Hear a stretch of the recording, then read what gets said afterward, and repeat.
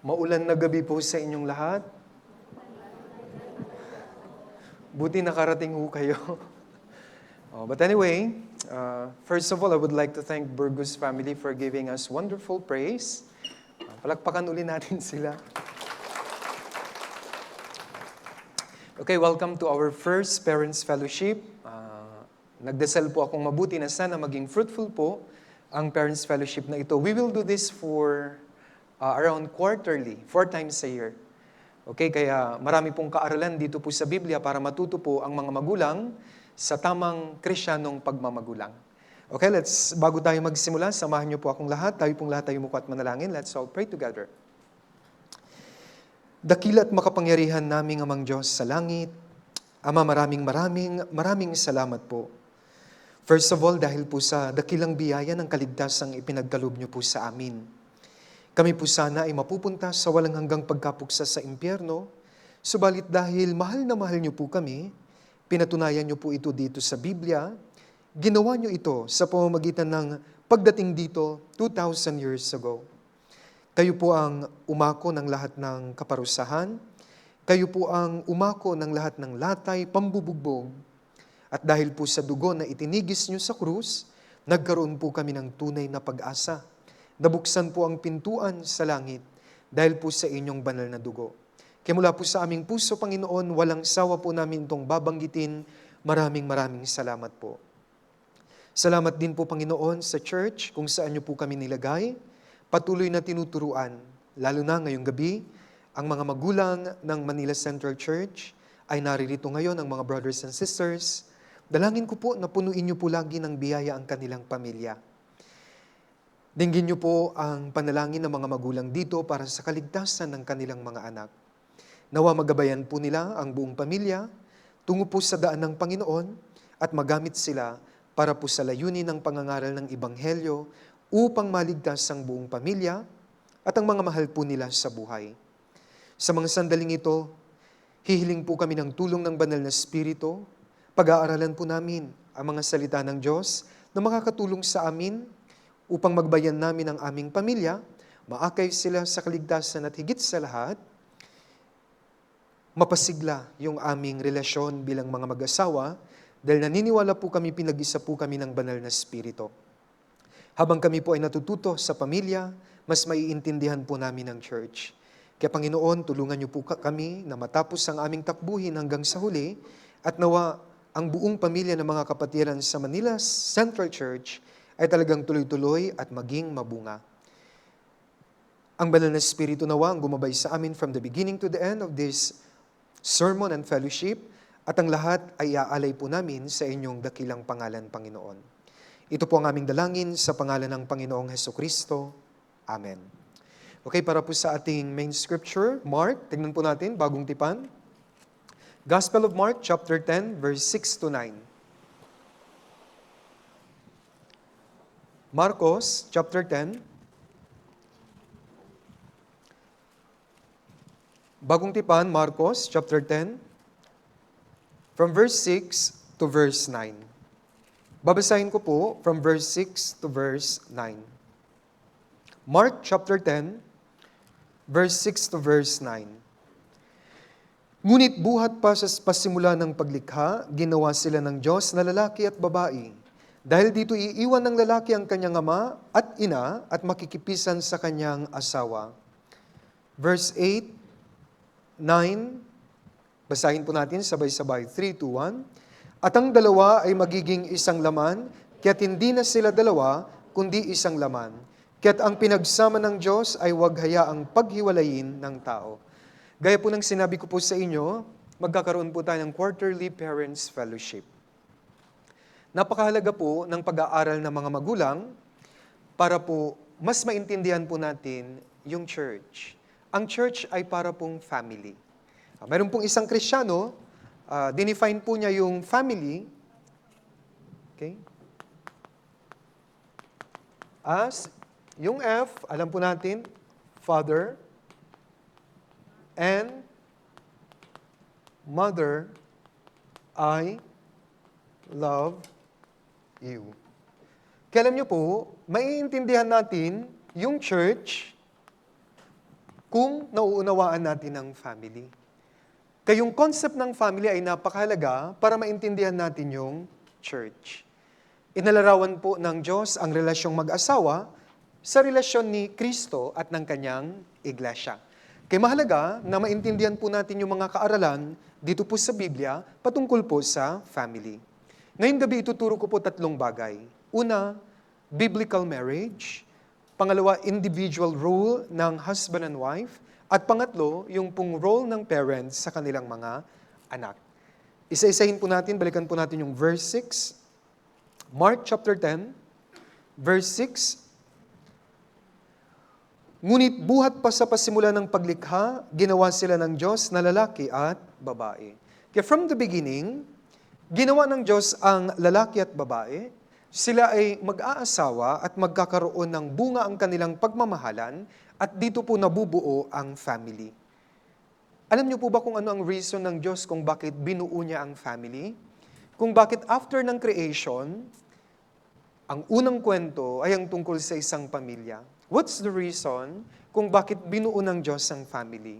Number 1, upang ang lalaki at babae maging mag-asawa sila magkatuwang sa pagtupad ng kalooban ng Diyos. Number 2, upang maipasa nila ang ebanghelyo sa kanilang mga anak. At pangatlo, upang maipaunawa sa mga tao na ang Christian life ay nagsisimula sa bahay. Kaya nga ang church ay gaya po ng isang family. May isa pong preacher, sabi niya, in order na malaman po natin ang tunay na pananampalataya ng isang tao, tanungin daw natin ang kanyang mga kapamilya. Why? Because Christian life starts at home.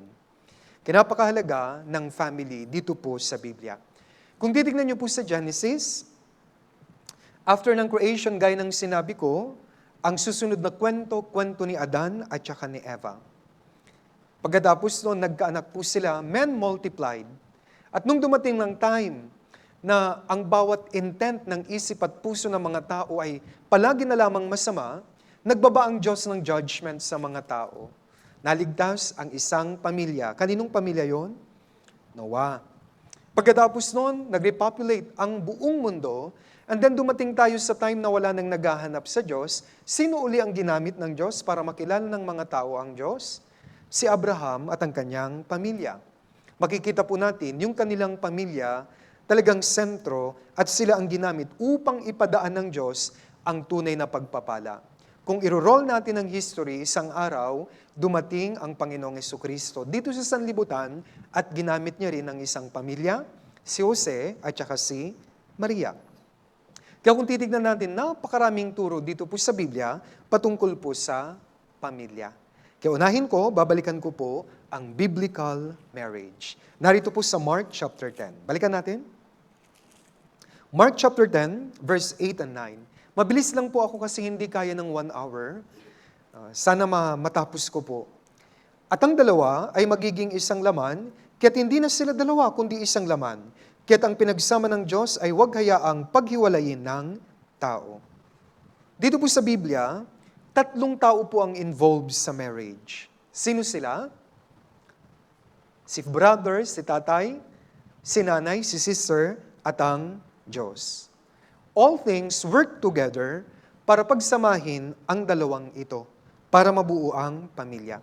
Kasabi dito, kaya't ang pinagsama ng Diyos ay huwag hayaang papaghiwalayin ng tao.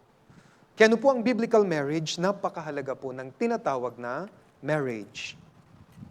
Kailangan kong magsulat, okay? So mayroon po tayong buhay before, sabi ko lang, before salvation and after salvation. Before, walang pakialam ang mga tao, tayo, di ba? Basta lang magkasama, minsan magli-live-in na.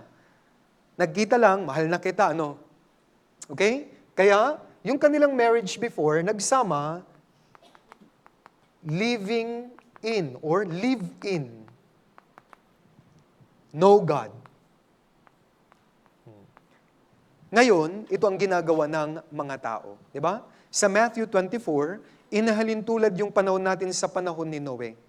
Kung paanong sa panahon ni Noe, ang mga tao ay pinag-aasawa, nag-aasawa. Masama bang mag-asawa, pinag-aasawa? Hindi. Pero ang problema, yung pag-aasawang yun, hindi kasama ang Diyos. Pero ngayon po, after salvation, iba na po ang marriage sa atin. Ang marriage natin, man and woman, pero kasama ang Diyos. Yan po ang biblical marriage. Kasi sabi sa Ecclesiastes chapter 4, may tali.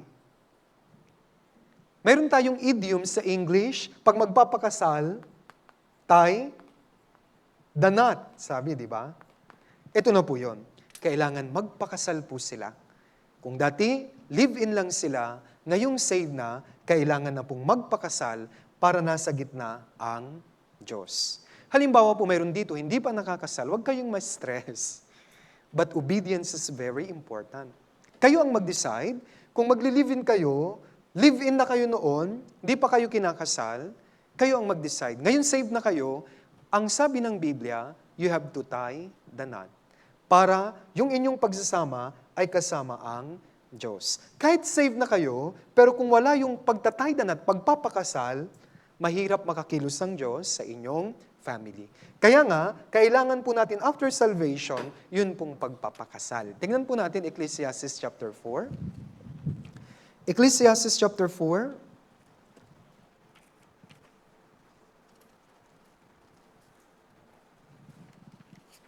Verse 9 hanggang 12. Ecclesiastes chapter 4, verse 9 hanggang verse 12. Pwede po kayo po ang bumasa, verse 9 hanggang 12, sabay-sabay, 3, 2, 1. Ay mabuti kay sa isa, sapagkat sila'y mabuting gantimpala sa kanilang pagpapagod.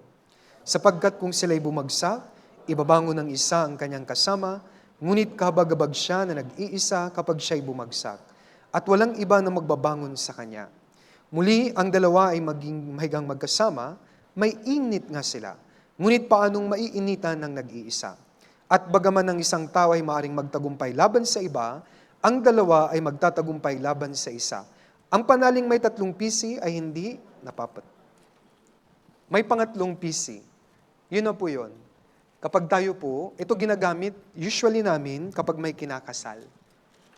Itong verse na ito. And then meron na pong pangatlong panali. Ito yung buklod ng pagmamahal. At ang nagbubuklod ng pagmamahal na ito ay ang Diyos. Kaya after salvation, napakahalaga biblical marriage. Okay? Kaya sana, ang aking request at ang aking turo sa ating mga kapatiran, kung di pa kayo napapakasal, magpa-counseling po kayo, at hindi pwedeng mag-live-in lang. You must tie the knot. Okay? Para ang marriage nyo ay laging kasama ang Diyos. Okay? So yan po yung una. Ano pa? May mga cases wherein, bago ka naligtas, separated ka.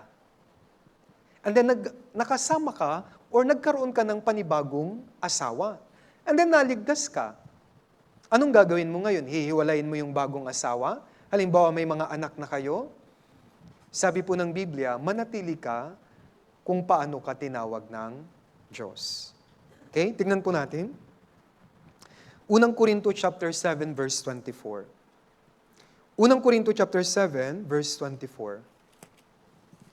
1 Corinthians 7:24.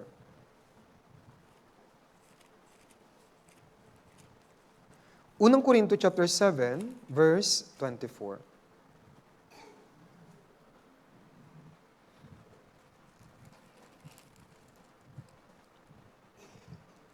Kaya mga kapatid, hayangang bawat isa ay manatili sa kalagayan nang siya'y tawagin ng Diyos. Minsan nalilito tayo. May mga cases, hindi pa kasi tayo ligtas noon, and then nagkaroon ng problema yung first family. And then nagiwalay, nakahanap ka ng bagong family mo, nagkaroon kayo ng bagong pamilya. Kapag gano'n naligtas ka, hindi pwedeng mawawasak ang panibagong pamilya para balikan mo yung una. Okay? Kailangan magstay na doon at ipag-pray natin na maligtas ang buong family na yon. Pero ang pinakamahalaga, in both cases, after salvation, for better or worse, till death do us part, kailangan wag nang maghiwalay yung mag-asawang ito. Kinapakahalaga ng pagsasama na kasama ang Diyos. Yan po yung sinasabi nating biblical family. Brothers and sisters, ang sentro dapat ay ang Diyos. Sister, wag niyo pong hilingin sa Diyos na sa puso ng asawa niyo ay kayo. Ganon din sa brother. Huwag mo pong ipagdasal sana sa puso ni sister ko, ako. Ang dapat nasa puso ng bawat isa sa inyo ay ang Diyos. At naturally, magiging maayos ang ating pagsasama, bagaman minsan, maraming hirap at pagdurusa. Balikan natin, at tingnan po natin Genesis chapter 2, verse 24. Genesis chapter 2, verse 24. Take note lang po lagi ng mga verses para hindi nyo makalimutan. Genesis chapter 2, verse 24. Kaya't iniiwan ng lalaki ang kanyang ama at ang kanyang ina at pumipisan sa kanyang asawa at sila'y nagiging isang laman. Mahalaga po ito. Sabi dito, iniiwan ng lalaki ang kanyang magulang. After marriage, mahalaga rin po ito na ang mag-asawa, ang relasyon nyo na po ay, yun po yung priority na. Anong gagawin? Kailangan bumukod na po kayo sa inyong family. Okay, dapat maging independent kayo financially, physically, and then emotionally. Tayo pong mga Pinoy, extended family, di ba? Pero ano po ang sabi ng Biblia, yun ang sundin natin. Kaya't iiwan ng lalaki ang kanyang magulang. And that's why, kailangang bumukod. Pero ulitin ko, wag naman kayong ma-pressure. Baka pag uwi mo dahil nakapisan pa kayo, di na ako mag-church. Hindi ka namin ginajudge. We are just telling you the truth kung paano ma-i-bless ng Diyos ang inyong pamilya. At the end of the day, sa Christian life, obedience is very important. At ganun din po sa ating mga members na never nating i-judge ang iba. Halimbawa, di pa nakakapagpakasal. Halimbawa, nakapisan pa, never nyo pong pagsasalitaan na parang ginajudge. We have to do kailangang ipag-pray sila at mapagtagumpayan po nila ang laman at mag-obey sa sinasabi ng Biblia. Kaya bubukod po talaga ang mag-asawa. Bakit napakahirap mag-decide, limited ang inyong magagawa kung kayo ay nakapisan pa sa inyong mga magulang. Okay? Ano pa? Ang isa pang meaning po nito, mas mahalaga na yung relasyon ng mag-asawa. Kaya bawal na po ang daddy's girl, mama's boy, and daddy's girl. Kayo na po, ang mag-asawa po talagawa. Kung may misunderstanding kayong mag-asawa, sister, huwag kayong magsumbong sa tatay at nanay nyo. Ganun din po, dahil magulang na kayo, lalaki yun na anak nyo dito sa church, mag-aasawa yan, mapipair sila. Kapag may misunderstanding sila at hihingi sila ng parang kakampi, huwag nyong i-entertain. Anong sasabihin nyo bilang magulang? Anak, uwi ka, ayusin nyo yung mag-asawa. Hindi yung, sabi ko na nga ba anak unang tingin ko pa lang sa kanya Di na mapagkakatiwalaan yan. Dito ka na matulog, iwanan mo na yan. Hindi ho. Hindi yung kutob ko pa lang, alam, malaki yung lukso ng dugo ko, anak. Hindi ho. Kapag mag-grow pa tayo sa Manila Central Church, pasensya na po, tatanda tayo. At may mga bago tayong anak, pag-prepare yan, mag-aasawa. Normal sa buhay ng mag-asawa, nag-aaway. And then, yung halimbawa, anak mo yung sister, pupunta sa'yo, magsusumbong. Do not entertain. Sabihin nyo, kayo na ay pinag-isa ng Diyos, kayo ang mag-solve ng problema. Advice lang kami, anak, kahit anak kita, di kita kakampihan.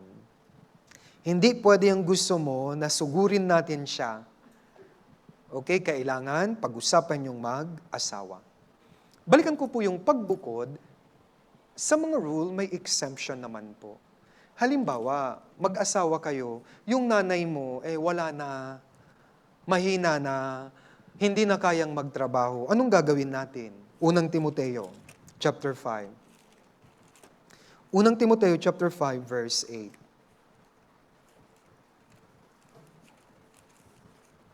Unang Timoteo, chapter 5, verse 8. Ngunit kung ang sino man ay hindi kumakalinga sa kanyang kamag-anak, lalo na sa kanyang sariling sambahayan, tinanggihan niya ang pananampalataya at siya'y masahol pa sa hindi mananampalataya. Minsan kailangan nito, si tatay hindi pa save. Anong gagawin natin? Pwede. Tay, dito ka muna sa bahay. Magbakasyon ka. And then, dalhin nyo po sa Grand Bible Seminar, i-evangelize nyo. At kung walang-wala na si tatay, sinong kukup-kup sa kanya? Dito na mapag-uusapan ng mag-asawa. Dapat ang desisyon kayong dalawang mag-asawa. Halimbawa, brother, tatay mo, hindi pwedeng, tatay ko yan. Dito na. Hindi. You have to talk properly. Pero rest assured, ito po yung maganda. Habang kasama nyo ang magulang nyo, kung hindi pa siya saved, may chance siyang maligtas. Kaya bagaman uncomfortable, mabuhay na may biyanan sa bahay, pero kung wala nang mapuntahan si biyanan, i-evangelize ninyo at mahalin nyo na sa mga natitirang araw ng kanyang buhay. Suklian nyo yung pagmamahal niya. Brother, kung anong tawag doon? Biyanan mo, nanay at tatay mo na yan. Hindi pwedeng biyanan, nanay at tatay nyo na rin po sila. Kaya kung paano ina-accept ng asawa mo yung nanay at tatay niya, ganun din po sa'yo. Wala na po yung parang biyanan lang. No. Pag nag-asawa na kayo, isang laman na kayo, tatay at nanay mo na rin po ang tatay at nanay niya. Ano mang ugali nila, we have to accept them. Kasi sabi dito, masahol ka pa sa hindi mananampalataya kung pababayaan mo po sila. Ano pa? Sabi kanina sa verse 24, sila'y magiging isang laman. Lalo na sa Philippine style of family, nagiging ganito. Ito po ay mali. Si tatay, si nanay, and then yung mga anak nandito. Diba? Ito po yung tamang setup. Pero minsan baliktad, yung mga anak nasa gitna. Mali. Ang tama, ito po yun. Kayo yung pinag-isa ng Diyos. Minsan, si sister, mas uunahin ng anak kaysa kay brother. Minsan si brother, mas uunahin si anak kaysa sa sister. Mali. Dapat kayo intact, lubos yung pagmamahalan, naturally madadala ang pamilya. Kung kayo ang nagka-problema, problema na lahat. Tama? Kaya mas iniingatan natin yung pagmamahalan yung dalawa. Kaya dapat, sa Hebrew, cemented ang pinagsabing pinag-isa. May semento na po kayo. Iisa na kayo, ang kasiraan ng isa, kasiraan yung dalawa. Kaya sa family, laging ganito po ang setup. Hindi po yung pabaliktad, father, and then mother, and then nandito sa gitna yung anak. Mali. At sa bahay, kung may kwarto, kung pwede yung mga bata, may sariling kwarto. At kayong mag-asawa, kayo po ay magkatabi sa kwarto. Naintindihan? Paano, pastor, kung walang kwarto, magpagawa ka? Sabihin mo sa asawa, gawa tayo. Mahalaga yung intimacy, mahalaga yung kayong dalawa. Ulitin ko kasi kayo yung bumuo ng family. Fruit po yun. Naintindihan? Kaya sana po maintindihan po natin, kayo'y isang laman na. Okay? At sabi kanina sa Genesis 2, verse 25, ang lalaki at ang kanyang asawa ay kapwa-hubad, ngunit sila'y hindi nahihiya. Ano po ito? Isa na lang kayo. Ito po yung relationship na kayo na, isa na lang kayo. Kaya, yung cellphone ni brother, hindi pwedeng cellphone niya lang. Para maiwasan ang kasalanan, dapat may access ang bawat isa sa atin. Okay?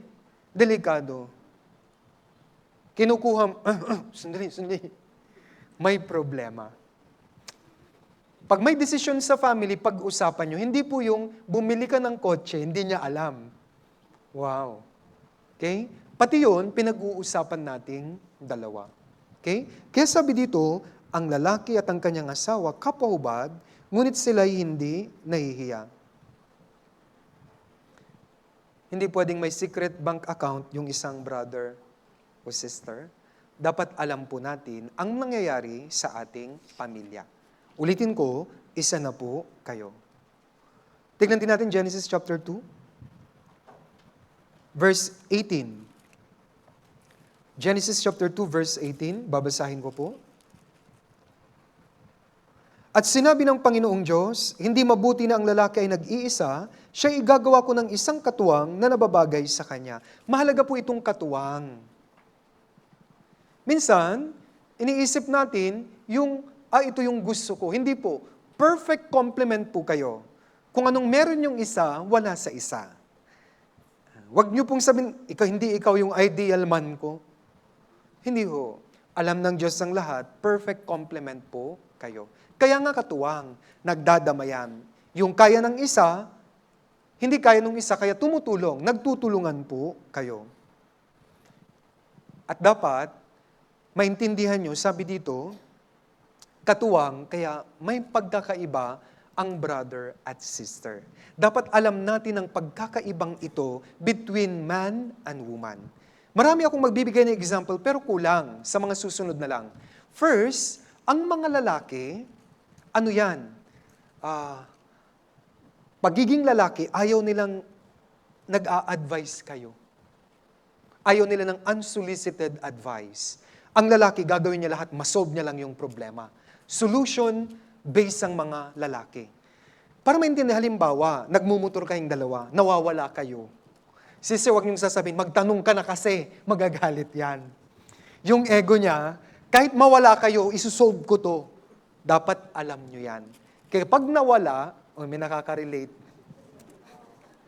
Pag nawala, huwag niyo pong sasabihin, magtanong ka na kasi. Solution-based yan.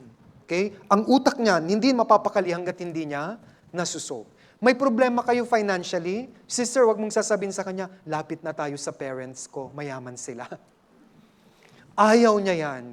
Kahit gumapang siya, ikakayod niya yan para makuha niya yung solusyon. Kasi lalaki siya. Kaya dapat alam niyo ito, sister. Kung hindi alam, mag-aaway talaga kayo.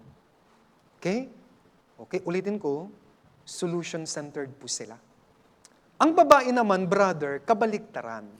Sila ay more of pag-usapan yung problema, hindi yung solusyon ng problema. Wala silang pakialam sa solusyon. Ang gusto na lang nila, pag-usapan. Kaya kung salita ng salita, huwag niyong sabihin, dada ka ng dada. Wala namang solusyon. Natural yun kasi hindi naghahanap ng solusyon. Gusto niya lang mapag-usapan yung problema. Kapag nagsabi yan, masakit ang ngipin ko, anong sasabihin natin? Di inom ka ng gamot, maaasar sila. Hindi ganon, brother. Masakit ang ngipin ko, ganito ang approach mo. Saan ang masakit? Gusto mo, hilutin ko?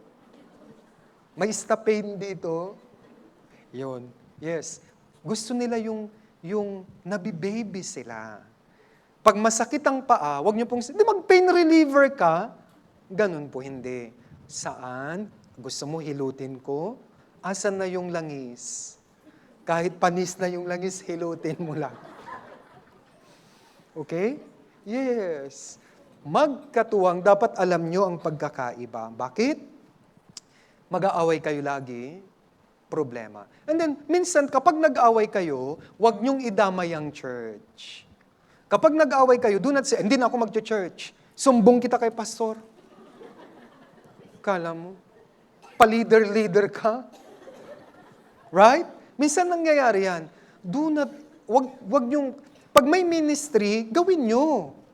Kung father's group, medyo hindi maganda yung mood mo, gawin mo yung ministry mo. Hindi mo pwedeng sabihin, galit ako sa'yo, iwanan ko ang church. Hindi po pwede. Gawin nyo ang lahat. And then, lastly, marami po ito.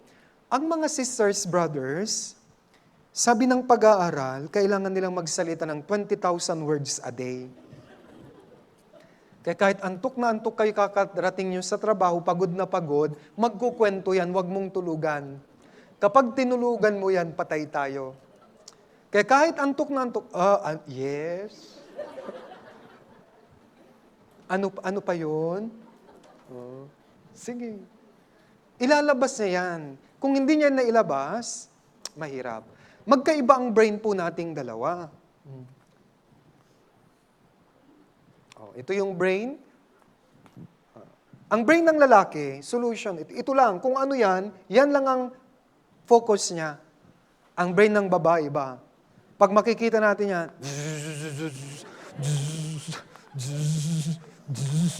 ang dami. It is very hard to understand. Kaya nga, kapag nagkukwento yan, okay, so anong nangyari? Pag magsusumbong, alam mo yung anak mo, really? Sige, bukas kausapin ko. Hindi yung, bahala ka na, pagod na ako. Hindi po. Kung hindi niya yan na-address, aawayin ka niya. Kasi halimbawa, 12,000 pa lang yung nasabi niya, yung 8,000, babanatan ka niya. Iipunin niya yun sa susunod na mga araw. Kaya mahalaga, maintindihan natin yung pagkakagawa ng Diyos sa atin. Kaya sabi ng Biblia, magkatuwang. Kapag magkatuwang, complement po yun. Kaya nga, right and left. Hindi pwedeng left pareho. Right and left. Tingnan nyo, di ba? Right ear, left ear. Right eyes, left eye. We need someone talaga. Kaya napakaganda kung may family sa church. Bakit mayroon tayong parents fellowship? Kapag ang parents matatag, natural, madadala niya ang kanyang mga anak, madali na lang. Okay? Kaya yan po yung biblical marriage, balikan ko, hihiwalay sa magulang, magiging independent, kung maaari magpakasal kayo para kasama ang Diyos sa pagsasama. Kung live-in lang, hindi po makakakilos ang Diyos mightily sa inyo. Hindi ko kayo pinipressure. Ang mahalaga, kung anong sinabi ng Diyos, let's follow. Obedience, mayroon pong pagpapala ang Diyos. If we do not obey, hindi po mahirap pong dumaloy ang pagpapala sa inyong pamilya. Ngayon, punta tayo sa mga gampanin ng bawat isa. Unahin ko ang brother. Genesis 3:19. Genesis 3:19. Okay, brothers, makinig po. Dahil para sa inyo ito, basahin po ninyo yung Genesis 3:19, sabay-sabay, 3, 2, 1. Hanggang ikaw ay bumalik sa lupa, sapagkat diyan ka kinuha, ikaw ay alabok, at sa alabok ka babalik. Pawis. Kaya ang brother dapat nagtatrabaho po talaga. Exception, kung retired ka na, may pension na, or kung may sakit. Pero kailangan, ang brother po talaga ang provider dapat sa pamilya. Dapat nagtatrabaho po tayo. Kung hindi ka nagtatrabaho, mahina ka na, at least may ginagawa ka, hindi pwedeng para kang hari. Breakfast ko, anak, amin na. Hindi pwede yun. Kung wala nang ginagawa, pwede kang magkumpuni ng bahay. Karpentiruhin mo. Kung halimbawa may sakit ka at wala kang trabaho. Pero, needless to say, ang lalaki po dapat nagpapakapawis. Nagtatrabaho para sa iyong family. Ano pa? Work ha, mahalaga po ito. Pangalawa, Deuteronomy chapter 6 verse 7. Deuteronomy chapter 6 verse 7. Deuteronomio chapter 6 verse 7. At iyong ituturo ng buong sikap sa iyong mga anak at iyong sasabihin sa kanila kapag ikaw ay nakaupo sa iyong bahay, kapag ikaw ay lumalakad sa daan, at kapag ikaw ay nahihiga, at kapag ikaw ay bumabangon. Ano po yung pangalawa? Kailangan po kayo ang nagtuturo ng Bible sa family. Brothers, dapat present kayo lagi sa Sunday, Wednesday sermon, mga fellowship. At sana, nakikipag-fellowship din po kayo lagi sa amin. Kung may tanong sa Biblia, i-fellowship niyo po kaming mga pastor para maituro namin. Yung sister naman, kung may tanong kayo sa Biblia, kay brother kayo magtanong para mag-aral siya. Okay? Pero minsan, dami mong tanong. Tulog ka na. Huwag niyong tatanungin kapag tulog naman na. Okay? Pero pinakamahalaga, brother, sa church, brother-centered, yung nagli-lead brother, di ba? Ako po masaya, maraming father sumasali sa counseling team. Yung ibang father, dapat mag-aral tayo ng Biblia. Tayo po dapat ang nagtuturo ng Biblia sa ating family. At tayo ang nag-guide, pangatlo, guide your family spiritually. Hindi ko na po bubuksan. Sa unang Samuel chapter 2 verse 12, si Eli bilang pari, hindi niya nag-guide ang kanyang mga anak si Hophni at Pinehas. As a result, itanakwil siya ng Diyos. Yung family nila at namatay silang mag-aama. Bakit? Si Eli, busy lang siya sa pagiging pari niya at napabayaan niya ang spiritual life ng kanyang mga anak. Okay, kung mayroon kayong ministry sa church at super busy, huwag niyo pong papabayaan, may family pa rin po tayong dapat i-guide. Okay, kailangan nag-guide natin ang family, especially yung spiritual side po nila. Brother pa rin to. Pang-apat, brother, tingnan natin, Efeso chapter 5, verse 25. Ito po ay mga basic lang at lagi naming naituturo ito. pero kailangan ulit-ulitin natin. Kasi pag inuulit-ulit, maitatanim sa ating puso. Efeso chapter 5, verse 25.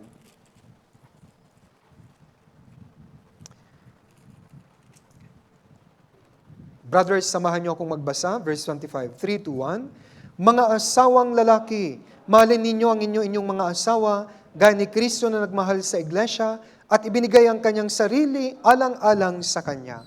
Mahalin daw natin si sister ang ating asawa. Paano? Gaya ng pagmamahal ni Kristo sa church. Grabe, mabigat po ito. Kaya napakahalaga ng pagmamahal. Sa Genesis 2:21, kinuha ng Diyos mula sa tadyang ni Adan si Eva. At ano ang sabi ni Adan? This is the bones of my bones and the flesh of my flesh. Yun na po yun. Yun ang description nyo kay sister. Bones of my bones, flesh of my flesh. Anong ibig sabihin kung gaano mo kamahal ang sarili mo, ganun dapat ang pagmamahal mo kay sister. Dahil isang laman na kayo.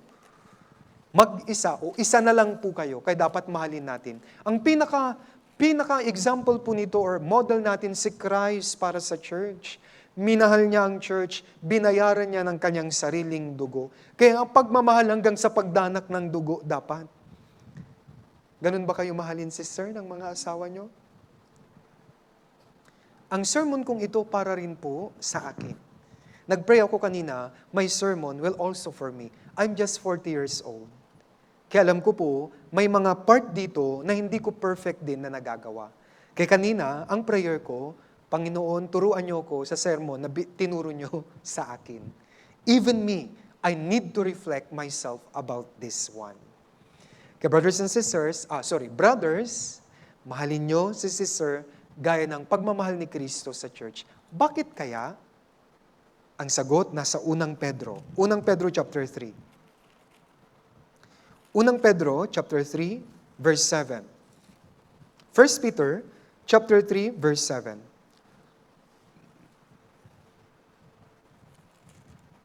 Ito po ang sister, kaya dapat mahalin natin. Bakit? Unang Pedro 3 versikulo 7. Gayun din naman kayong mga lalaki, maging mapagbigay kayo sa inyong mga asawa sa inyong pagsasama, na binibigyan ng karangalan ng babae bilang isang mas marupok na sisidlan, yamang sila man ay tagapagmana rin ng biyaya ng buhay, upang walang makadlang sa inyong mga panalangin. Sila po ay marupok na sisidlang, parang babasagin yan. Pag may babasagin, paano nyo po sila dinadala? Ingat, dahan-dahan. Sa motor mo nga, ingat na ingat ka. Di ba? Kailangan, ingat na ingat rin tayo kay sister. Marupok na sisidlan po sila. Emotional din po yan. Lalo na kapag kakapanganak, dapat nandyan po kayo. Marami silang naiisip na kung ano-ano. May mga cases, parang nawiwindang sila pag wala silang masandalan. Kaya wag po kayong magalit, ang arte-arte mo, nanganak ka lang eh. Pang-apat mo na yan ah. Kala mo first time mo. Wag ho. Kailangan nandyan po kayong nasasandalan. Kasi marupok po siya. Ano pa? Sabi dito, kailangang mapagbigay din daw tayo. O, paano to? Paano? Pagbigay. Pag anniversary naman, wag lang I love you. Labas din kayo, kain din. Mahirap yung salita lang. Okay? Tuwang-tuwa yung mga sister. May kumindat sa asawa niya.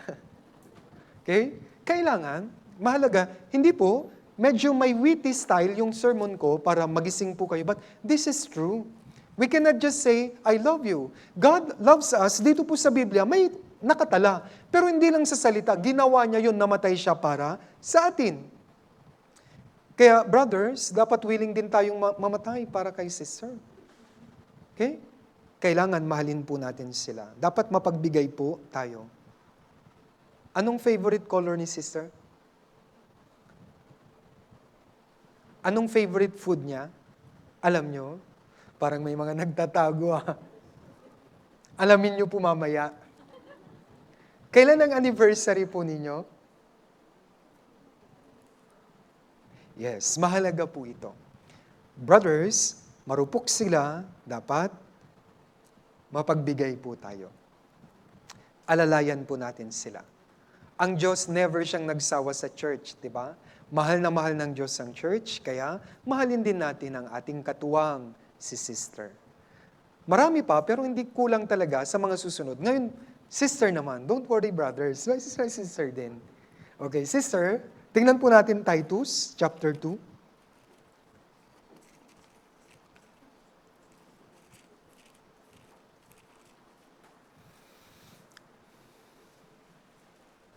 Verse 4 at 5.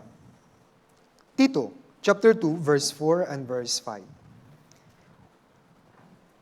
Upang kanilang maturuan ang mga kabataang babae na ibigin ng kanilang mga asawa, ibigin ng kanilang mga anak, maging matino, dalisay, masipag sa gawaing bahay, mabait na nagpapasakop sa kanilang asawa, upang wag lapasangin ang salita ng Diyos.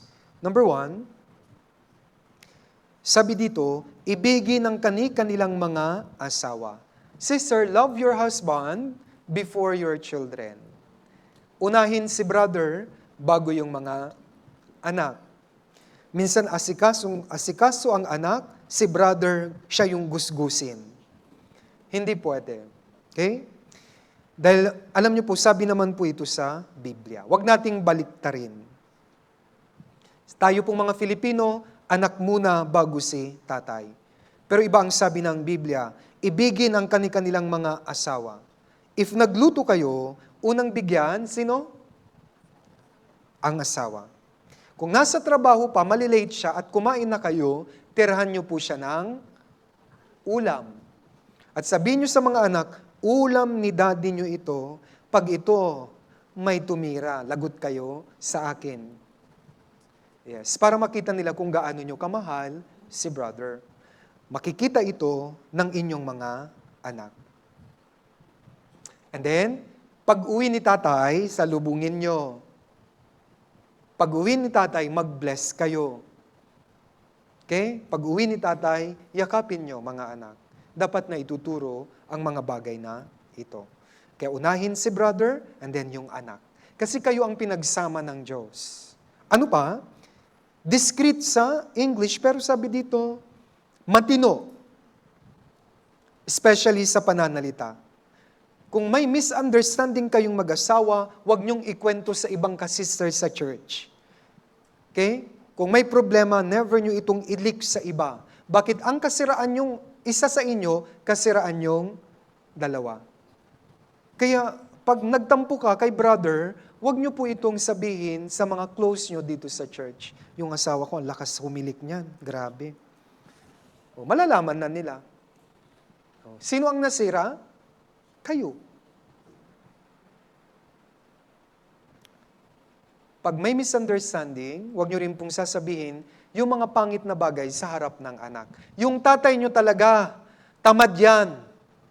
Never niyong gagawin ito. Okay? Ganon din, brother, huwag din pong gagawin na parang sinisigawan ng sister sa harap ng mga anak. Or else, mawawala ang respeto ng mga bata. They will think they don't love each other. Hindi maganda ito. Kaya kung may pag-aaway, anong gagawin? Kung wala kayong kwarto, sign language. Huh? Hindi pwedeng nagbabangayan sa harap ng mga bata. Totoo po ito, my dear brothers and sisters. Napakahalaga ito sa Krisyanong pagpapamilya. Ano pang sabi? Maging matino, dalisay. Sisters, sa church, bawal din pong makipag-close sa mga brothers. Kung maaari ang kasama nyo, sister, kung may mga mission lalabas, kahit makasama ang mga brother, dapat may distansya. Dapat wala kayong best friend na brother sa church. Mag-ingat po tayo sa bagay na ito. And then, huwag kayong makipagbiruan sa mga brother. Kung halimbawa, may mga joking time, never po na mag-joke sa mga brother. And then, kung nagjo-joke sila, stop na kaagad. Okay? Mahalaga po ito, dalisay. Ano pa? Masisipag sa gawaing bahay. Ideal, sister, talaga, masipag sa gawaing bahay. Kung dati po, one child or one daughter ka lang, marami kang hindi alam sa bahay, mag-aral ka sa YouTube magluto. Mag-prepare ka para kay brother. Hindi pwede, kasi one child ako, alam mo naman yan. Hindi po. Kung di mo siya pinagluluto ng breakfast, magluto ka.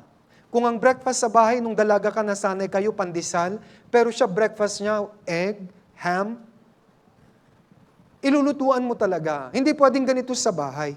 Homemaker. At hindi po home destroyer. Sister, homemaker, mas maganda sa English. Kaya dapat, nagagawa po natin ito. Pag, alimbawa, si brother, father's group leader, make sure, sister, yung kanyang polo, maganda. Kung may ministry siya, tayo po dapat ang unang nagpapagwapo sa kanya. Tatayo ka mamaya sa church, tayo, sandali lang. Yung necktie mo, ang laki-laki naman hanggang dun sa tuhod, hindi ganyan ang necktie. Ayusin nyo. Hindi pwedeng parang ano si brother. Kapag ganun, hindi siya ang napapahiya. Ikaw po, sino ka asawa ni brother? Bakit ganyan ang suot niya? Kaya dapat asikasuhin po nyo. Sabi dito, homemaker. Planchado. And then kapag naka-short si brother, sabihan nyo, pupunta tayo sa church. Ikaw naman. Porma tayo. Mag-slacks ka. Gusto ko para tayong kinakasal linggo-linggo. Formal na formal tayo. Yes. Homemakers. Ano pa? Sabi dito, mabait. Mabait po sila, brothers. Ngiti lang. Okay? Tignan po natin, Kawikaan 21:19. Kawikaan 21:19. Sisters, tandaan niyo po ang verse na ito, ha?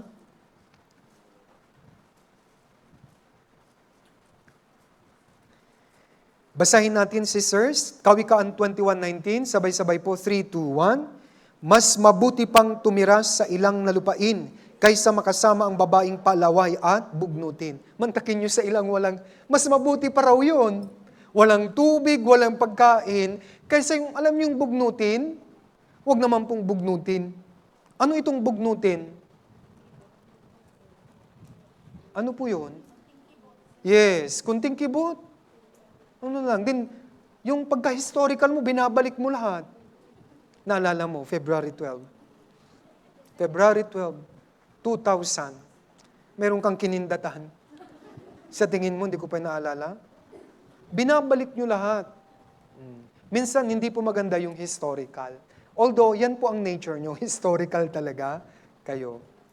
Pero, advice ko po, wag maging palaaway at bugnutin. Sa isa pang, dito po sa verse sa Biblia, sa Kawikaan, mas mabuti raw nasa sulok ng bubong tumira kaysa kasama ang babaeng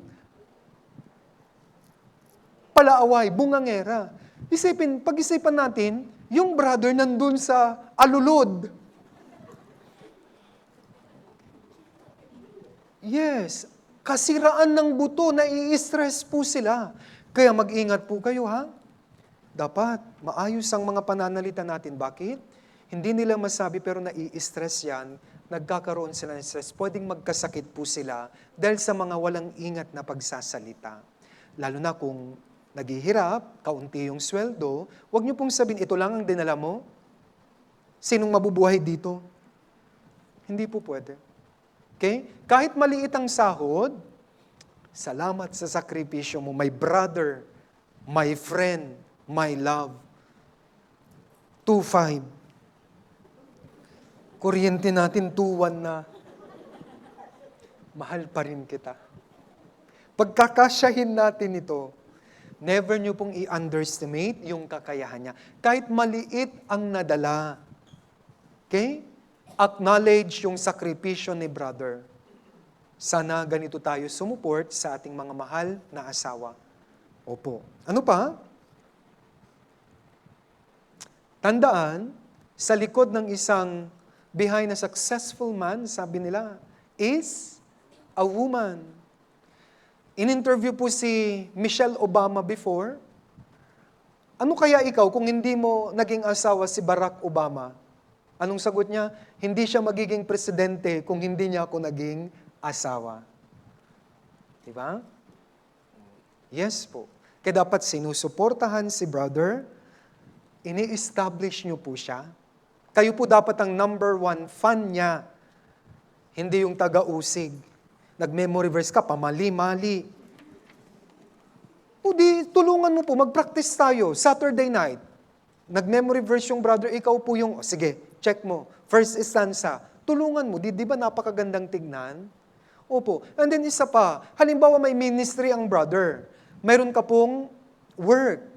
And then dati, sinusundo ka niya. Nagkataon fellowship, magli-lead siya, huwag ka nang pasundo, mag-commute ka na lang. Hindi pwedeng sunduin mo ko, huwag mong unahin yung church na yan, unahin mo ko.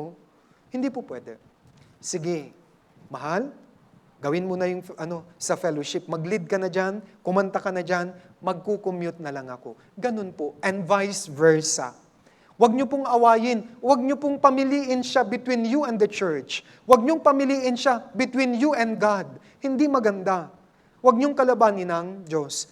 Alam niyo po, dapat, ang lagi niyong panalangin, dapat ikaw ang piliin niya, Panginoon, hindi ako.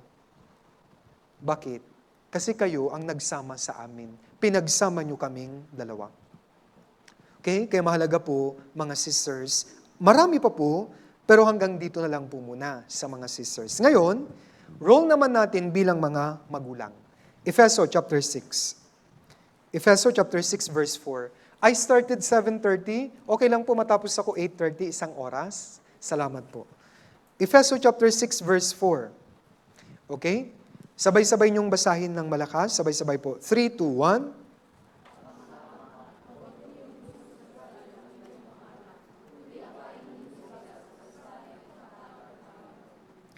Ang in-address dito, Ama, pero kung titignan nyo ang Ephesians chapter 6, relasyon po ito ng tungkol sa mga anak at mga magulang. Kaya, Ama ang in-address, pero ito po ay talagang magulang ang ina-address. Okay? Kaya una, akayin sila sa pagsasaya at pangaral ng Panginoon. Yan ang number one duty natin. Ano po yon? Awit 127 verse 3, ang mga anak ay pamanang sa Panginoon nagmula. Sila ay pag-aari ng Diyos na pinagkatiwala sa inyo. Kaya anong gagawin? Aakayin natin sila pabalik sa Diyos. Ano yun? Dapat maligtas po sila. Pag lumalaki na yung anak kasama nyo sa church, dapat chine-check nyo po. Pag halimbawa lumaki na, mag-high school, or kahit grade 5 or grade 6, panoorin nyo na po ng Bible seminar. Maganda sa church natin, may children's Bible seminar, di ba? Pero mga magulang, inaakay natin sila sa kaligtasan. Sino po ang magandang halimbawa dito sa Biblia ng maayos na magulang? Si Job. Si Job, hindi ko na po mabubuklat. Job chapter 1 verse 4 to 5. Ang laging nasa isip ni Job, na maaaring nagkakasala ang aking mga anak, kaya nag-aalay siya lagi sa Diyos. Sa ating panahon, ano yun? Anong iniisip natin? Kaligtasan ng ating mga mahal sa buhay. Balikan ko yung Psalm 127. May magandang aral po dito. Tingnan natin. Mahalaga ibalik natin sila sa Diyos. Awit 127. May isang formula po dito na nakita ko. Verse 3 and 4. Babasahin ko po. Narito ang mga anak ay pamanang sa Panginoon nagmula, ang bunga ng sinapupunan ay isang gantimpala. Gaya ng mga palaso sa kamay ng mandirigma, ay mga anak sa panahon ng pagkabata. Palaso. Tayo po yung pana. Kapag papana ka, babaluktot yung pana para maitama mo yung palaso. Tama? Nung unang panahon. Bumabaluktot ang ating likod para mapag-aral sila. Pero ito po yun. Saan nyo sila pinapatama? Sa sanlibutan o sa Diyos? Ipatama nyo ang palaso sa Diyos. Kaya anong gagawin natin? Do your best na maligtas ang mga anak po ninyo. Hindi ko sinasabing i-disregard nyo ang pangarap sa mundong ito. Una, kaligtasan muna, bonus na lang kapag naging professional sila o maganda ang kanilang pag-aaral. Minsan po kasi bilang mga magulang, test mo ngayon, huwag kang magpupunta sa church. Pinagbabawalan yung anak. Noon ganyan tayo, hindi ho ganun. Ang formula sa Biblia, kahit may test sila, papuntahin nyo sila sa church. Tutulungan sila ng Diyos. Hindi po yung anak, exam date ngayon, exam week, huwag ka munang umattend sa Bible seminar. Delikado po yan. Kinakalaban natin ng Diyos. Pag-attenden nyo sila. Minsan nag-aalala ka kasi baka kasi pastor, magkasakit siya, magpupuyat siya eh. Tanong ko, mahal nyo ba ang anak nyo? Hindi. Mahal nyo. Pero may tanong pa ako, may higitan nyo ba yung pagmamahal ng Diyos sa anak nyo? Hindi. Kung mahal nyo ang anak nyo, mas mahal siya ng Diyos. Kaya ipagkatiwala sa Diyos yung mga isyong yan. Patuloy na sa church, kahit medyo gabi na. Alam po namin, minsan, di ba, pag Bible seminar, may mga nanay dito, dala ang anak, gabing-gabi na. Mali ba yun? Para sa Panginoon, tama po yun. Pinapatama natin ang anak natin saan? Sa church, sa kaharian ng Diyos. Don't worry, hindi ipapahamak ng Diyos ang inyong mga anak. Kasi sana po, malampasan natin yung issue, anak, exam week, huwag ka munang mag-church. 1 month kang hindi mag-church, ha? Para matupad mo yung iyong pangarap. Siyempre, gusto ko maging engineer ka kasi hindi ko natupad ang pagiging engineer. Mali. Huwag niyong tuparin yung pangarap niyo sa anak ninyo. Yung pangarap na hindi nagawa, mali. Ganito po yun, unahin natin ang spiritual bago ang physical. Kasi kung nauna, physical, at naging professional yan, ang hirap ng i-evangelize niyan. Lucas, tignan natin, 6 verse 26. Lucas 6:26. Luke chapter 6 verse 26. Kahabag-habag kayo kapag ang lahat ng mga tao ay nagsasabi na mabuti tungkol sa inyo, sapagkat gayon din ang ginawa ng kanilang mga ninuno sa mga bulaang propeta. May isang side po ito. Kahabag-habag kapag pinagsasabihan kayo ng maganda, mare, engineer ka na, may engineer ka na. Mare, may doktor ka na. Ang problema kung hindi siya ligtas, kaya nga kahabag-habag ka. Bagaman sabihin ng mga taga sanlibutan, ang palad mo, mare, mayroon ka ng abogado. Paano kung hindi siya saved? Abogado nga, sa impyerno naman. Kaya nga kahabag-habag. Kaya nga, number 1 na priority ng parents, salvation. Bonus na lang kung ipapahintulot ng Diyos na maging matagumpay siya, at kahit na po maging mahirap siya, ang pinakamabibigay niyong pamana ay pananampalataya. Gaya ng ginawa ni Eunice, ni Loida, kay Pastor Timothy. Sila ang nagpamana ng pananampalataya. Hindi ko sinasabing mali ang kumayod at magbigay ng pisikal at material na pagpamana, pero ang pinaka number 1 na gusto kong ipamana nyo sa anak, pananampalataya. Ito yung pamana na hindi mawawala. Okay? Ano pa? Balikan natin Efeso chapter 6, verse 4.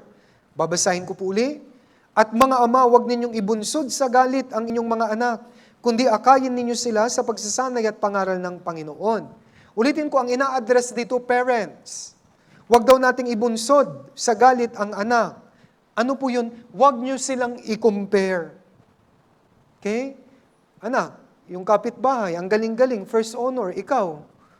Yung test paper mo, puro itlog. Ano ba yan? Anong nangyayari sa'yo? Hindi po. Huwag nyong i-compare kahit anong mangyari. Dapat nagsusupport lang kayo at kung mahina yung bata, tulungan nyo siya. Doon papasok ang pagtuturo natin. Ano pa? Huwag ibunsod sa galit, huwag maging favoritism. Si kuya mo, ano na? Hindi.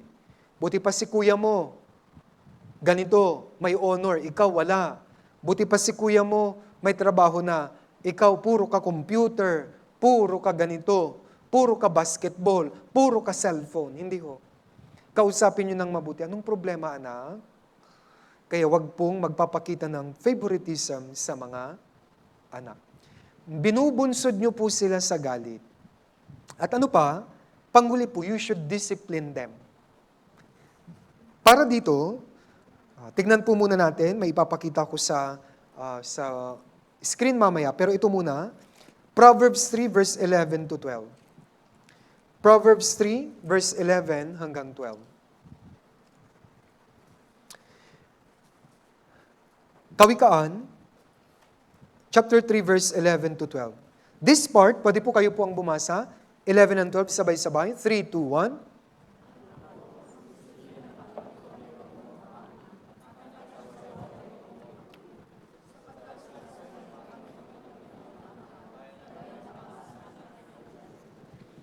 Minsan, negative ang inyong pagtanggap sa salitang discipline. Hindi po. Ang isang napakagandang word sa Biblia ay discipline. Kasi ang disiplina, ito po ay pagmamahal. Kasi sana wag maging negative. Kahit minsan may discipline ng church, wag negative, pagmamahal yon. Kailangan nating tanggapin. Kaya tingnan niyo po yung pagdidisiplina, mahalaga po ito sa ating mga anak. Wala akong time, kaya ang gagawin ko po, ipapakita ko sa screen. Broadcasting, paki-check po yung screen. Okay? Kikita po? Yung palo, kailangang mamalo. Nasa Biblia po yan. Nowadays, ayaw nating mamalo. Kailangan ng infliction of pain para magtanda siya. Pero hindi ko naman sinasabing grabing sakit. Para magkaroon siya ng fear na gawin ng mali, kaya kailangan ng palo. Nowadays, bawal na ba? May batas na?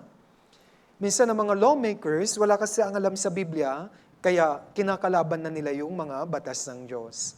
Bagaman may batas, kailangan po natin sundin ang batas ng Diyos. Proverbs 13:24, ang hindi gumagamit ng pamalo ay napupuot sa anak niya. Ngunit ang umiibig sa kanya ay matyagang dumidisiplina. Proverbs 23:13-14, huwag mong ipagkait sa bata ang saway. Kung hampasin mo siya ng pamalo, siya'y hindi mamamatay.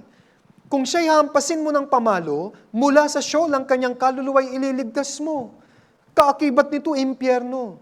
Dapat magkaroon sila ng takot kapag bata pa, para madali silang magkaroon ng takot sa Diyos. However, ngayon, ayaw ng mamalo. Pero mayroon pong, mamaya ituturo ko, may tamang paraan ng pamamalo. Baka naman palong dus por dus naman, 2 taon pa lang yan, dinus por dus mo. Hindi ho, ganun. Mag-inflict lang kayo ng pain na matatandaan niya. Isang litak para matandaan niya. After mamalo, you explain. Bakit mo siya pinalo? Dapat ini-explain, may follow-up. Hindi yung pinalo mo lang, walang explanation, magagalit siya sa'yo. Palo ng palo to, wala naman akong ginagawang mali. Pag lumaki na ako, tignan natin. Minsan ganun ang bata. Pag malaki na ako at tumanda ka, brothers and sisters, mahalaga, na mamalo tayo. Bakit? Ang bata po, ito yung time na sa buhay ng bata na kaya nyo pang i-control. Kaya may palo, this way matututo sila. Kaakibat ng palo, susunod, rebuke, sawayin.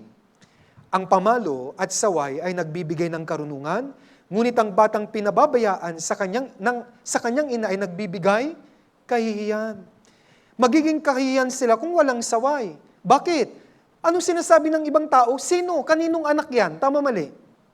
Ay kahit sa church po, hindi nyo po pwedeng sabihin, intindihin nyo na, kayo naman bata eh. Dapat nyong i-orient sa bahay. Sa bahay pa lang, anak, huwag kang magsi-cellphone sa church. Kukunin ko muna yan. Huwag pong maging pacifier ang cellphone. Anak, kapag nakita mo sila, Pastor, mag-bless ka ha?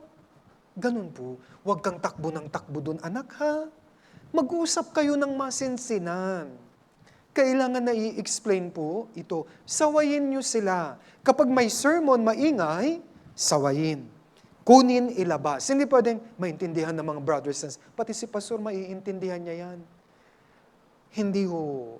Yes, naiintindihan namin, pero para sa kapakanan ng lahat, nasisira ang lahat ng plano natin kung may maingay. Anak mo yun kaya, gawan mo ng paraan. Kaya pasalamatan nyo ang church school. Parents, gusto ko pong i-connect kayo sa ating church school. Suportahan nyo ang church school. Brothers, pakiusap. Nakita ko po yung church school room, wala silang maliit na mesa. Ang daming plywood, gawa tayo ng mesa para yung mga anak natin, nakaganon lang sila, masakit yun dito. Pero kung mayroon silang maliit na pambatang mesa, makakapag-coloring sila. Fathers, pwede po ba? Mag-project tayo, gawan natin ng mesa ang mga anak natin.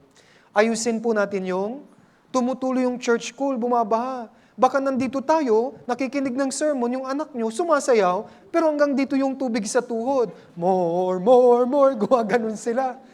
Tubig na. Kaya please, help us. Kailangan yung room nila, tayo pong mga parents, tinitignan nyo yung room ng church school, at kung anong maiambag natin, aambag tayo. Doon po sa kanilang cornerstone and true light, dapat tayo na ang nagpapaserox noon. Para may book yung anak natin. Dapat pinapadalhan natin ng anak ng ballpen or lapis, coloring materials. Hindi pwedeng i-provide ng church kayo naman. Hindi pwedeng i-provide ito ng church lahat. Kaya dapat minumonitor nyo ang inyong mga anak. Elementary man yan, preschool man yan, at kahit sa high school, makipag-ugnayan sa mga teacher. Magtanong din naman po kayo, kumusta yung anak ko, teacher? Magulo? Para masabi nila. At minsan, may mga problema sa bata na hindi nyo alam. Dito namin nalalaman. Pwede kaming makapag-advise sa inyo ng paraan para i-deal. Saway, mahalaga po ito. Pagtuturo. Okay? Kaya, pagkatapos po ng saway, pag malaki na yan, mahalaga, pag nasa church, gamit ang words of God. I-instill natin sa anak natin to fear God. Mahalaga po ito. Okay? Next, balance between love and discipline. May 4 po sa disiplina. Yung unang 3, wag niyong gagawin. Yung pang-4 ang gawin nyo. Mayroon po yung parents na pabaya. No love, no discipline. Wala silang pakialam sa anak. Sana walang ganito dito sa Manila Central Church. Number 2, pangit din po ito, acceptanceism. Ano po ito? Love only, walang discipline. Oh, okay lang yan, anak. Magulo. Proud ako sa iyo, anak. Batuhin mo pa. Mana ka sa tatay mo talaga. Ganon din ako, anak, nung bata ko. Hindi po pwede. Authoritarianism, wag naman po ito. No love, only discipline.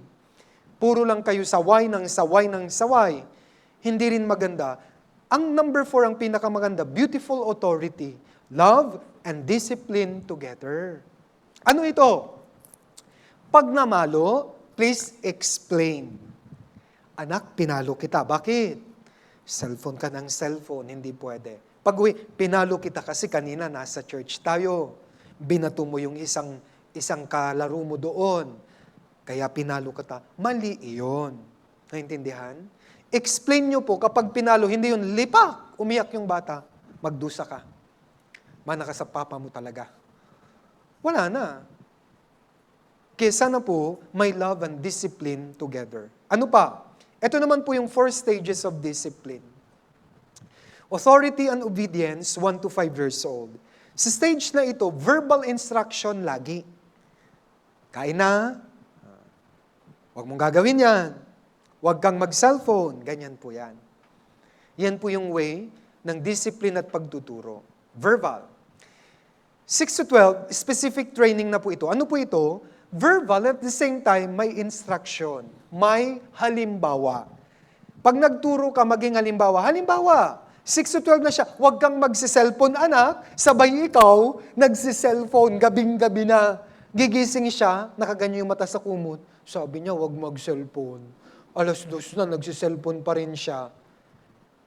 Walang kwenta po yan. Di sila susunod. Okay? Kaya dapat, at yung age 1 to 12, ito po yung pwede pang mamalo. Okay? Pwede. Para mapasunod po sila. Diyan yung pwede nyong makontrol pa sila. Kaya habang bata, gawin na po ito. Ulitin ko, yung crucial na stage ito, 1 to 12. Kasi kung ano yung napag-aralan nila sa age na yan, dadalhin na nila hanggang paglaki nila. Yung natututunan po nila 13 pataas, makakalimutan nila. Dadalhin nila yung 1 to 12, kaya crucial ang pagmamagulang sa age 1 to 12.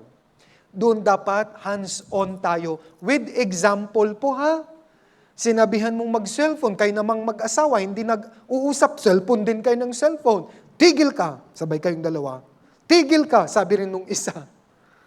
Sa tingin nyo, maniniwala yan? Hindi ho. Kung tigil, tigil lahat. They copy you. Kinakopy po nila kayo. Okay? Isa pa. Brother, nabasag mo ang plato. Nandun yung anak. Sasabihin mo, huwag mo sabihin kay mami ha. Secret lang natin ito ha. Hindi rin pwede. Ay, pwede pala yung ganun. Pwede palang magsinungaling. Kaya hindi pwede. Kaya from 1 to 12, dito pwede paluin yung bata.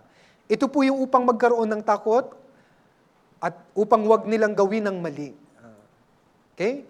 Inflict pain. Pero yung pain, wag po yung sana maklear, baka makasuhan ako, sabi ng pastor namin po, lampahin ko to eh. Pain. Yung magtatanda naman siya. Yung iba, ganito, ipapaganito lang kamay, kanya-kanya. At kung maaari dito po sa puwet, wag naman dito sa ulo, sa puwet po. Yung magtanda lang siya. Alam ko yung generation ngayon wala nang pamamalo. Kasi may bantay bata. Okay? Pag namalo ka, simple lang. Kunin mo muna yung cellphone, baka i-record ka niya. Pagpiyasahan ka pa ni Tulpo. Kunin nyo yung ano. Pero ito ay biblical. Biblical po, kailangang mamalo. Bakit? Sa kawikaan, nasa isip at ulo ng bata ang kaululan. Mayroon pong kaululan, sabi. Kaya, ingatan natin. Next, 13 to 17, ito po yung coaching or giving advice. Sa stage na to, nag-a-advise tayo. Do not punish them physically or else they will become rebellious. Ano itong 13 to 17? Dito po yung more of talking. Ipakita mo kung paano gawin ang isang bagay. Mahalaga po ito. Hindi, bakit di mo alam? Tad sagot niya, hindi mo naman ako tinuruan. Di ba? Dapat malaki ka na. Alam mo nang magligpit ng higan. No, ipakita nyo. Anak, ganito, ligpit tayo. Magligpit. Ganito ang pagluluto, anak. Alam mo, ang galing ng Diyos. Alam mo tong guhit na to, para saan to? Sa bigas yan. Walang kwenta yung measuring cup si Mami. Expert yan. Ang mga guhit na ito, may kinalaman sa bigas. At least alam niya, dapat tinuturuan, hindi po yung, ang laki mo na, hindi mo alam. Minsan nangyayari yan, di mo tinuruan and then you expect na gagawin niya. Tama? Mahalaga ito, advice, coaching. Nagko-coach na tayo. Nagdadalaga, binata ang bata, i-coach nyo po ng maayos. Bantayan nyo na po sila sa social media, ang daming maruming panoorin sa social media, kaya minsan, kapag may sariling kwarto, mayroon pong element of surprise. Anong ginagawa mo? Para mahuli. And then, i-educate mo. Pag nahuli, wala na siyang kawala, di ba? Doon mo educate. Mali yun. Next time, may punishment. Kukunin ko yung cellphone mo, 1 month. And then kapag sinabi mo, 1 month, 1 month. Huwag pong malambot ang puso. Umiyak lang, 1 week, di ko na kaya. Sige na nga, Kung 1 month, 1 month. Ganun po. Magbigay po kayo ng punishment at magbigay din po kayo ng mga rules sa bahay. Bawal mag-cellphone kapag Saturday and Sunday. Bakit anak? Late tayong mag-anak kapag Sunday. Kaka-cellphone nyo. Isa lang ang CR natin, nag-uunahan pa kayo. Kaya, para ma-solve ang pagiging late sa church, huwag tayong mag-cellphone ng Saturday para maaga tayo matulog, maaga tayo sa church pag Sunday. Minsan, nalilate kayo sa Sunday. Bakit? Sa tingin ko po, ang isang factor, kaka-cellphone ng mag-anak. Kaya, gustong Sunday na, tulog pa rin. Mga church staff, dito na where na you, mga brothers and sisters? Wala pa. Darating tayo, huwag paghintayin ng parents, makikiusap ako, itrain nyo ang mga bata at kayo mismo, huwag nating paghintayin ng words of God kapag Sunday naman. 9:30 po. Pagdating ko dito, narinig ko 9:30, pero isang buwan na ako, umpisa lagi 10:00. Hindi po maganda. Pinaghihintay natin ang words of God. Kayo po mismo, kung kayo maaga, susunod lahat ng high school at elementary. Pwede ba magawa natin? This coming Sunday, kaya nyo? Parang Sabi ko na itong parents fellowship Next, 18 and above, independent na po sila. In this stage, they will not listen anymore. They become like our friends. That is why, habang bata pa, turuan na. Okay? Kahit ngayon ka magtuturo, 18 years old na, mahirap na po yan. And then, lastly po, ito po yung beautiful discipline na tinatawag. This is a discipline or teaching where love is conveyed. Okay? Psalm 128 verse 3, ang asawa mo'y magiging gaya ng mabungang puno ng ubas sa loob ng iyong tahanan. Ang mga anak mo'y magiging gaya ng mga puno ng ulibo sa palibot ng iyong hapagkainan. Ano ito? Brothers, makinig. Ako rin po na-realize ko ito. Sa family, may hapagkainan dyan, di ba? Magiging mabunga ang ating asawa, ang ating mga anak. Spend time eating together. Ang mga Hudyo, sabi nila, Pag kumakain, 2 hours silang kumakain. Meron ba sa inyo kumakain 2 hours? Ang pagkain 5 minutes, tapos na, di ba? Bakit ang mga Hudyo 2 hours kumain? Dahil habang nasa hapag, nagfe-fellowship sila. Brothers, mag-fellowship. Minsan, pwede po kayo ang mag-lead ng prayer, pwede yung anak nyo para ma-practice. Anak, ikaw nga mag-lead ng prayer. Minsan, nakakatuwa yung, kahit wala ng pandemic, thank you po, ingatan nyo po kami sa coronavirus, gano'n pa. Nakakatawa, may coronavirus pa anak. But at least, ingatan nyo po si mama at si papa, yes. Paglidin nyo rin po ng prayer. And then, sa hapagkainan, mahalaga po yung fellowship. Kausapin nyo, anak, kumusta ang grades? Kumusta sa church school nyo? Anong ginagawa nyo doon? I-fellowship nyo, pati yung asawa, kumusta? Sarap ng luto mo Mag-thank you kay mama, sarap ng sinigang. Fellowship. Hindi ko sinasabing lagi. Alam ko busy, pero kailangan, at least once a month, nagagawa niya itong kain kayo sama-sama na medyo matagal, with fellowship. Sino po ang nakakagawa nito ngayon? Wala pa, kaunti pa. Gawin po natin Advice ko lang po, itry nyo po itong tinuturo ko kung hindi magiging effective. I'm sure effective ito. Nasa Biblia po ito. Kaya magkaroon po kayo ng fellowship kasama sila. And then, mali yung pagkakatype. Do not hurt their feelings. Okay? Pag emotional kayo, huwag kayong mamalo. Okay? Papalipasin ang pagiging emotional, and then, pag hindi na emotional, doon kayo mamalo. Ecclesiastes 5:2, huwag pabigla-bigla sa iyong bibig. Minsan nangyayari ito sa kainis mo, minsan lang siya bumagsak. Yan, bumagsak ka. Lagi ka na lang bumabagsak. Grabe naman si mama, minsan lang to. Di ba? Hindi naman lagi. Na-generalize nyo na. Masakit po yung mata mo. Kaka-cellphone mo yan. Hindi po. Mag-ingat. Parents should be one in discipline. Mahalaga rin po ito. Pinalo ni mami, tatakbo sa'yo. Susuyuin mo, mali. Dapat kung ano yung rule ni nanay, rule ni tatay. Naintindihan? Huwag niyo pong sabihin, pinalo ni brother, tatakbo sa'yo, huwag mong paluin, sa akin lumabas to. Huwag ganon. Pinalo naman ni sister, huwag mong paluin, anak ko yan, apelyido niya, dala ko. Hindi pwede.